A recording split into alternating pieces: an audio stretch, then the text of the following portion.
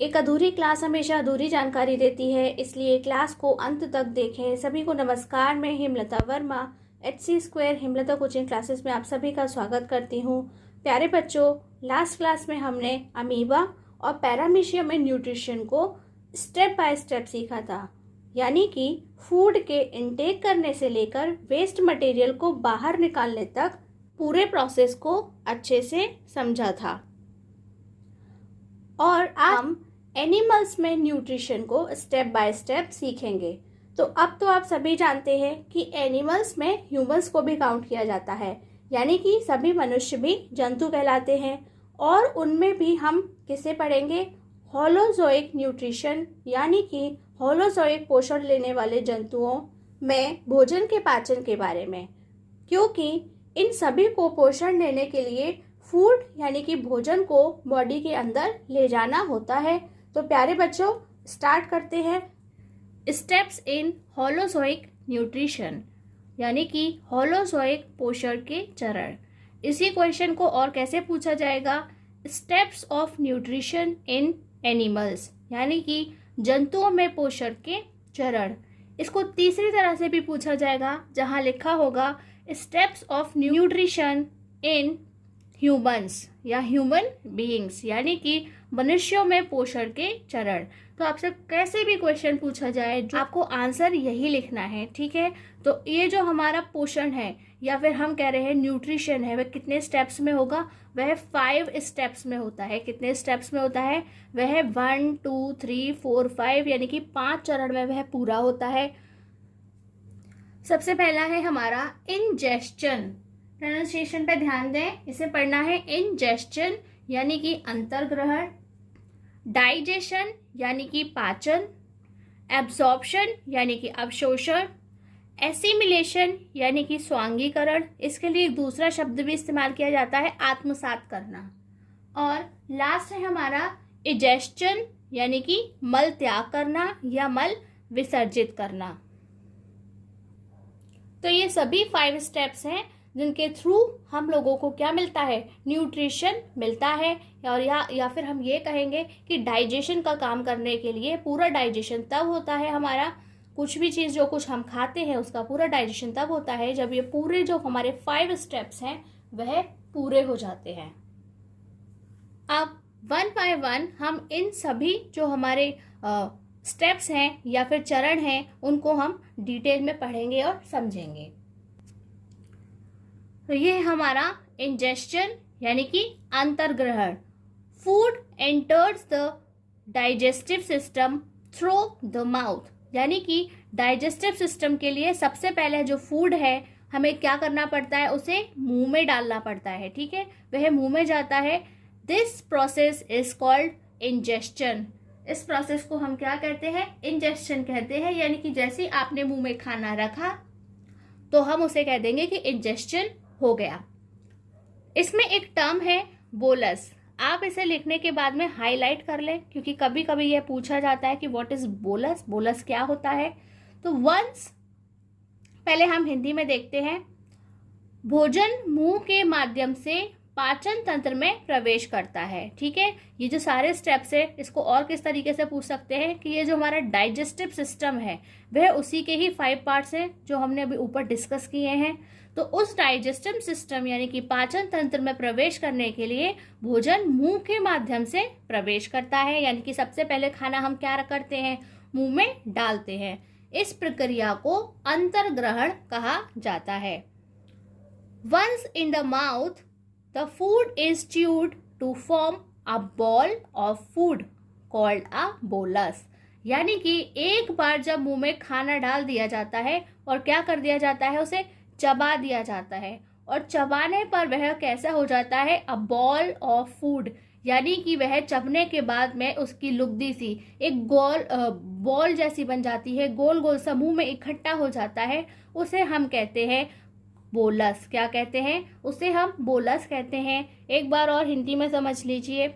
ऐसा भोजन जो एक बार मुंह में चबाने पर बॉल लुमा यानी कि लुगदी बन जाता है। कैसा बन जाता है? लुगदी बन जाता है। आप भी जैसे मुंह में खाना डालते हैं तो क्या निकलती है? वहाँ से सलाइवा निकलती है यानी कि लार निकलती है और वह उससे एक लुगदी जैसा बन जाता है, उसे हम क्या कहते हैं, बोलस कहलाता है। और उसके बाद इस लुगदी वाले खाने का यानी कि जिसे हम बोलस कहते हैं उसका क्या होता है, this passes down the oesophagus. Pronunciation पे ध्यान दें, ये जो है यहाँ पर ओ साइलेंट होता है, इसे ईसोफेगस पढ़ा जाता है, एंड इनटू द स्टमक, यानी कि यह ईसोफेगस, ईसोफेगस किसको बोलते हैं, ग्रास नली को, यानी कि जहाँ से आपका खाना गले से उतरता हुआ नीचे पेट तक जाता है उसे हम क्या कहते हैं, ईसोफेगस कहते हैं। और वह कहाँ चला जाता है, स्टमक यानी कि पेट में चला जाता है। यह ग्रास नली से होता हुआ पेट में चला जाता है। तो ये पूरा जो हमारा टर्म है इसको आपको ऐसे ही याद करना है। जो बच्चे चाहते हैं कि वह थोड़ा सा ही लिखें तो वो इंजेस्शन तक डेफिनेशन लिख सकते हैं, लेकिन वह कंप्लीट नहीं है। अगर उन्हें कंप्लीटली लिखना है तो जितना हमने लिखवाया है एटलीस्ट इतना तो करना ही होगा। हमारा सेकंड जो स्टेप है यानी कि चरण है वह क्या है, डाइजेशन है, यानी कि पाचन है। The process in which food is converted from complex to simple form with the help of digestive enzymes is called digestion. तो यह एक ऐसा प्रोसेस है जहां पर कन्वर्ट होता है, क्या होता है, कॉम्प्लेक्स जो होता है, हमारा जो फूड होता है वह कॉम्प्लेक्स से सिंपल फॉर्म में आता है। तो बेटा यहाँ पे कॉम्प्लेक्स का क्या मीनिंग है, तो आपने जितने भी टाइप की चीज़ें थी बड़ी अच्छी अच्छी आपको अच्छी लग रही थी, टेस्टी लग रही थी, आप खाते चले गए और आपने अलग अलग टाइप्स के फूड को हमारी बॉडी के अंदर मिक्स कर दिया।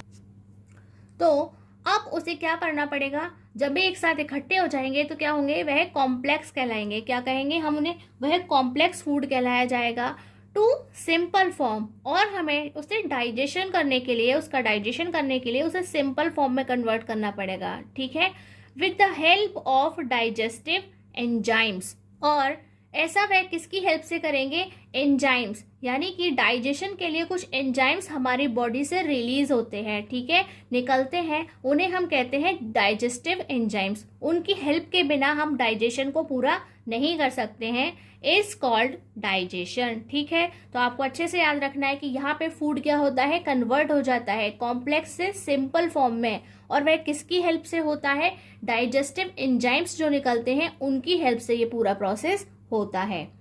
वह प्रक्रिया जिसमें पाचक एंजाइम, ठीक है, डाइजेस्टिव एंजाइम्स को हम हिंदी में पाचक एंजाइम्स कहते हैं, की सहायता से भोजन को जटिल से सरल रूप में परिवर्तित किया जाता है। जटिल यानी कि कॉम्प्लेक्स और सरल यानी कि सिंपल। तो वहां पर हम उसे जटिल से सरल रूप में ले आते हैं, यानी कि जो कुछ हमने खाया वह एक साथ इकट्ठा होकर कैसा हो जाता है, कॉम्प्लेक्स फॉर्म में हो जाता है। अब हम उसे तोड़ तोड़ करके सरल रूप में लाएंगे और उसके बाद क्या कहेंगे कि पाचन हो जाता है, यानी कि वह क्रिया पाचन कहलाती है। तो प्यारे बच्चों, एक बात बिल्कुल अच्छे से ध्यान रखिएगा कि ये जो हमारा डाइजेशन है यानी कि जो पाचन है वह मुंह से ही स्टार्ट हो जाता है। कहाँ से स्टार्ट हो जाता है, मुंह से ही स्टार्ट हो जाता है कि जैसे ही हम अपने मुंह में खाना रखते हैं, यानी कि कोई भी हम फूड पार्टिकल अपने मुंह में रखते हैं तो वहाँ पे क्या निकलती है, वहाँ पर सलाइवा निकलती है, यानी कि लार निकलती है। वह भी क्या है, वह एक डाइजेस्टिव एंजाइम है और वहाँ से ही हमारा जो डाइजेशन का काम है स्टार्ट हो चुका होता है, क्योंकि हमने अपने मुंह के अंदर क्या किया था, हमने अपने मुंह के अंदर खाने को तोड़ा था, काटा था, कुतरा था, चबाया था, सब कुछ किया था वहाँ पर, इसीलिए पीसा भी था अपने दांतों से। तो जो हमारा डाइजेशन का काम था वह मुंह से ही स्टार्ट हो जाता है। तो अब हमारा ये थर्ड पॉइंट है, यानी कि थर्ड स्टेप है, तीसरा चरण क्या है, एब्जॉर्प्शन यानी कि अवशोषण। तो यह अवशोषण किसका हो रहा है, the process of taking nutrients, यानी कि जो भी हमने न्यूट्रिएंट्स लिए हैं किसके माध्यम से लिए हैं, यानी कि जो हमने अच्छी अच्छी चीज़ें खाई थी उनसे हमें क्या मिला, न्यूट्रिशन मिलता है। तो ये जो हमारे न्यूट्रिएंट्स थे फ्रॉम द डाइजेस्टिव सिस्टम, तो जो हमने खाया था फिर पचाया था यानी कि डाइजेस्ट हुआ था, फिर उसमें से क्या निकलता है, अच्छे अच्छे न्यूट्रिएंट्स निकलते हैं और उनको लेना होता है। किस में लेना होता है, the process of taking nutrition, यानी कि न्यूट्रिशन लेना किससे लेना, फ्रॉम द डाइजेस्टिव सिस्टम, उस डाइजेस्टिव सिस्टम से जो अभी हमने एक चरण पहले यानी कि एक स्टेप पहले सीखा था, इनटू द ब्लड, यानी कि वह किस में चला जाता है, वह सारा न्यूट्रिशन हमारा जो न्यूट्रिएंट्स हैं वह ब्लड में चले जाते हैं, so they can be used in the body, और उसके बाद वह ब्लड की हेल्प से हमारी पूरी बॉडी के अंदर चले जाते हैं। क्योंकि आपको पता है ब्लड हमारी पूरी बॉडी के अंदर पाया जाता है, इसीलिए सिर्फ हमारा ब्लड ही है जिसकी हेल्प से हमारे सारे न्यूट्रिएंट हमारी पूरी बॉडी में पहुंचते हैं। ठीक है, और हिंदी में कहते हैं पाचन तंत्र से पोषक तत्वों को रक्त में ले जाने की प्रक्रिया। ठीक है, पाचन तंत्र से यानी कि जो हमने अभी फूड को डाइजेस्ट किया था वहां से पोषक तत्वों को रक्त में ले जाने की, रक्त यानी कि ब्लड, ब्लड यानी कि खून, तो वह कहाँ जा रहा है। और एक और क्या कहते हैं हम, रुधिर, क्या कहते हैं, खून को या रक्त को रुधिर कहते हैं, रक्त में ले जाने की प्रक्रिया, ताकि उनका उपयोग शरीर में किया जा सके, यानी कि ऐसी प्रक्रिया जिसमें सारे पोषक तत्व रक्त यानी कि खून के या रुधिर के माध्यम से हमारे पूरे शरीर में पहुंचाए जाते हैं, जिससे हम अपना काम कर सकें, उपयोग में ला सकें, अवशोषण कहलाता है। तो ऐसी प्रक्रिया को हम क्या कहते हैं, अवशोषण कहते हैं, यानी कि सोख लेना कहते हैं। अवशोषण का मतलब क्या होता है, किसी चीज को अपने अंदर सोख लेना, यानी कि जो हमारा न्यूट्रिएंट्स थे यानी कि पोषक तत्व थे, उनको जो ब्लड है अपने अंदर सोख लेता है और पूरी बॉडी में पहुंचा देता है। प्यारे बच्चों, हमने अपने इस चैनल पर कोई भी क्रैश कोर्स ऑर्गेनाइज नहीं किया है, यानी कि यहाँ पर पढ़ने की आपको कोई भी फीस नहीं देनी होती है, लेकिन उसके बावजूद भी जितने जो बच्चे हैं जो इस चैनल पर पढ़ रहे हैं उसके अकॉर्डिंग हमारे पास में लाइक्स और कमेंट्स बहुत ही कम आ रहे हैं। इट मीन्स कि वह पढ़ तो रहे हैं लेकिन ना लाइक करते हैं ना ही कमेंट करते हैं। तो प्लीज़ याद रखिए, आप हमारी गुरु दक्षिणा हमें नहीं दे रहे हैं। तो हमारी आपसे सिर्फ यही गुजारिश है कि यदि आपको फीस नहीं देनी पड़ती है तो एटलीस्ट आप उसे लाइक और कमेंट तो कर ही सकते हैं, लेकिन ऐसा आप नहीं कर रहे हैं। यदि आप पूरी क्लास को देखने का टाइम निकाल सकते हैं तो आप लाइक और कमेंट करने के लिए टाइम क्यों नहीं निकाल सकते हैं। हमारे इस तथ्य पर विचार जरूर कीजिएगा। अब हम अपना नेक्स्ट टॉपिक पढ़ते हैं। हमारा नेक्स्ट स्टेप है एसिमिलेशन, यानी कि स्वांगीकरण। स्वांगीकरण की जगह हम इसे आत्मसात करना भी कहते हैं। क्या कहते हैं, आत्मसात करना भी कहते हैं। The process of utilization of digested food, यानी कि ये कैसा प्रोसेस है जहाँ पे यूटिलाइजेशन हो रहा है, यानी कि उपयोग किया जा रहा है किसका, जो हमने डाइजेस्ट किया था फूड को, किस चीज़ में किया जा रहा है, for energy, growth and repair is called assimilation. तो प्यारे बच्चों, आप जानते हैं हम जो कुछ भी खाते हैं यानी कि हम खाना खाते हैं उसी से हम कैसे होते हैं, हम बड़े होते हैं, यानी कि हमारी ग्रोथ होती है और हमें एनर्जी मिलती है, यानी कि हम सारे काम करते हैं, और रिपेयर। तो आपको पता है कि क्या होता है, आपकी जो भी छोटी मोटी चोट लगती रहती हैं तो वह क्या होती हैं, समय के साथ में ठीक होती जाती हैं, खेलते कूदते में लग जाती हैं, काम करते में लग जाती हैं। हर बार तो आप डॉक्टर के पास भी नहीं जाते हैं तब भी वह ठीक हो जाती हैं। यानी कि ये जो हमारा एसिमिलेशन है वह क्या काम कर रहा है कि जो भी हमें ना अभी हमने एब्जॉर्प्शन किया था न्यूट्रिएंट्स का, ब्लड की हेल्प से वह पूरी बॉडी में चला गया था, वह क्या करेगा, हमें एनर्जी देगा, वह हमारी ग्रोथ करेगा और वह रिपेयर करेगा, यानी कि वह हमारे बॉडी के सेल्स को रिपेयर करेगा, जहाँ पर भी कोई प्रॉब्लम है उसे ठीक करेगा। ये सभी काम किसका है, एसिमिलेशन का, यानी कि is called assimilation. The process of utilization of digested food for energy, growth and repair is called assimilation. Hindi में कहेंगे वह प्रक्रिया जिसमें पचे हुए भोजन का उपयोग, ठीक है, बचा हुआ भोजन क्या है, यानी कि वो पोषक तत्व जो रक्त यानी कि खून में क्या हो गए थे, समा गए थे, अवशोषित हो गए थे, उसका उपयोग क्या है कि वह ऊर्जा देगा, यानी कि हमें एनर्जी मिलेगी जिससे हम अपने सारे काम करते हैं, पढ़ते हैं, लिखते हैं, सारे काम जो हम करते हैं उसी ऊर्जा से करते हैं। हमारी वृद्धि होती है, यानी कि हम छोटे से बड़े होते हैं, स्ट्रांग होते जाते हैं, तथा मरम्मत के लिए करता है, यानी कि हमारे शरीर में जो भी टूट फूट होती रहती है, ऐसी टूट फूट भी जिसके बारे में हमें कोई जानकारी नहीं होती है, जैसे कि हमारी कोशिकाएं मरती हैं, उनके बदले में नई कोशिका आती हैं, या फिर जो कोशिका होती हैं वह किसी तरह से तकलीफ़ में होती हैं, यानी कि उन्हें कोई प्रॉब्लम होती है तो उनमें इंजरी है उसको भी ठीक करती हैं, उसे ही हम स्वांगीकरण कहते हैं, यानी कि यह प्रक्रिया स्वांगीकरण कहलाता है। और ये हमारा लास्ट स्टेप है, यानी कि हमारा 5th स्टेप है, यानी कि हम इसे 5वां चरण कहेंगे। तो इसे हम क्या पढ़ते हैं, इसे हम इजेस्चन पढ़ते हैं। क्या पढ़ते हैं? इजेस्चन, यानी कि मल त्याग करना, यानी कि मल विसर्जित करना। द प्रोसेस ऑफ एक्सक्रेटिंग यानी कि किसी चीज़ को बाहर निकाल देना। द प्रोसेस ऑफ एक्सक्रेटिंग अनयूजुअल, कैसा है? अनयूजुअल है, यानी कि वो हमारे किसी इस्तेमाल का नहीं है। और अनडाइजेस्टेड, और वह डाइजेस्टेड भी नहीं हुआ है। 2 तरीके की चीज़ें हैं, एक तो हमारे काम की नहीं है, यानी कि वो हमारी बॉडी को उसकी ज़रूरत नहीं है। दूसरा ऐसा है जो हमारी बॉडी में डाइजेस्ट नहीं हो रहा है। वह दोनों चीज़ को हमें क्या करना पड़ेगा? एक्सक्रेट करना पड़ेगा। Material from our body is called egestion. The process of excreting unusual or undigested material from our body is called digestion. तो अब आप आसानी से समझ गए होंगे कि हम भी जो कुछ खाते हैं उसमें से क्या होता है, हम फालतू की भी काफ़ी चीज़ें खा लेते हैं, यानी कि वह कैसी हैं? अनयूजुअल है, हमारे शरीर को उसकी ज़रूरत नहीं है तो वह बाहर कर दी जाती है। और कुछ भोजन ऐसा होता है जो डाइजेस्ट नहीं हो पाता है, यानी कि हम ऐसी चीज़ें भी खा लेते हैं जिनका डाइजेशन ठीक से नहीं होता, उन्हें भी हमारी बॉडी से बाहर निकालना पड़ता है। उसे ही हम क्या कह रहे हैं? उसे हम इजेस्चन कह रहे हैं।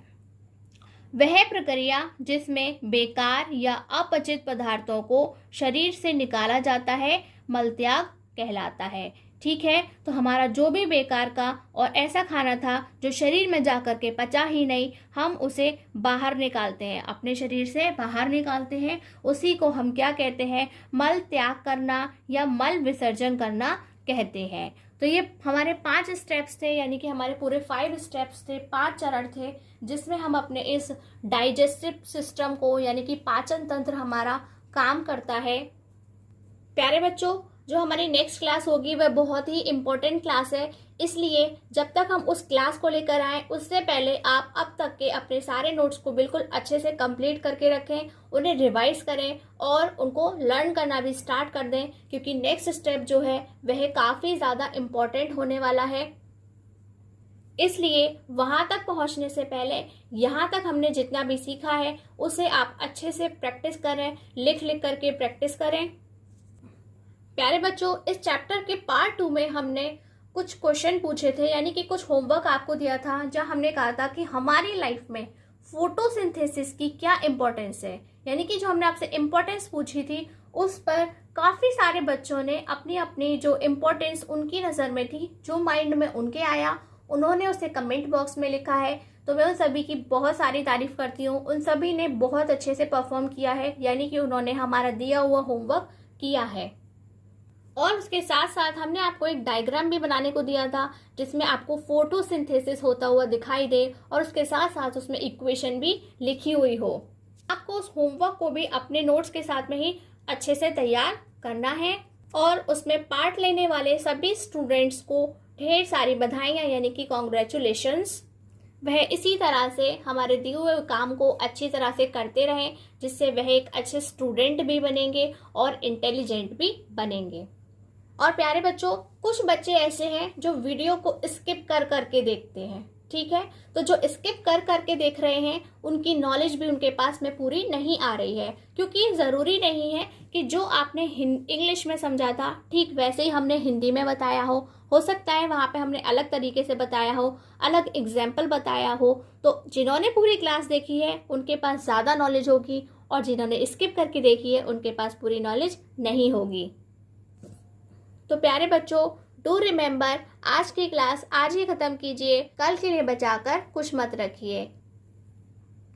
आज की क्लास में बस इतना ही। नमस्कार, धन्यवाद।